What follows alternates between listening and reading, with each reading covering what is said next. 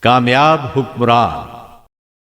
شیخ علی Tantawi رحمۃ اللہ علیہ اپنی کتاب رجال من التاریخ میں لکھتے ہیں، حضرات ہم اس وقت دار الخزرہ میں کھڑے ہیں۔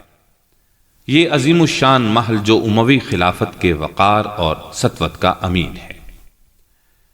ہجرت کا 86واں سال ہے۔ ولید بن عبد الملک رحمۃ اللہ علیہ کی حکومت ہے۔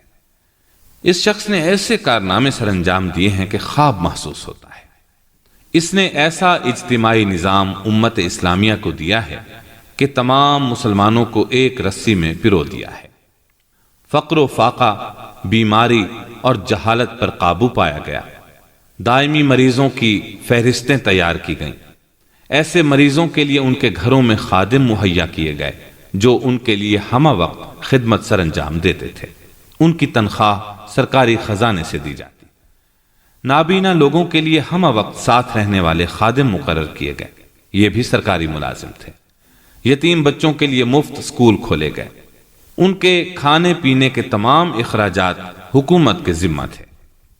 جہالت اور ناخواندگی کے خلاف مہم چلائی گئی۔ علماء کے بھاری وظیفے مقرر کیے گئے۔ ملک بھر میں بھیک مانگنے پر پابندی تھی۔ کہیں کوئی بھکاری نظر نہیں آتا تھا۔ فقراء، عاجزوں اور پناہ گزینوں کے لیے وظائف اور تنخواہیں مقرر کی گئیں تاکہ وہ اطمینان سے اپنی زندگی گزاریں اور کسی کے آگے ہاتھ نہ پھیلائیں۔ سامعین، اس بات کو ذہن نشین کر لیں کہ ان کی خلافت کا دائرہ کوئی معمولی نہ تھا۔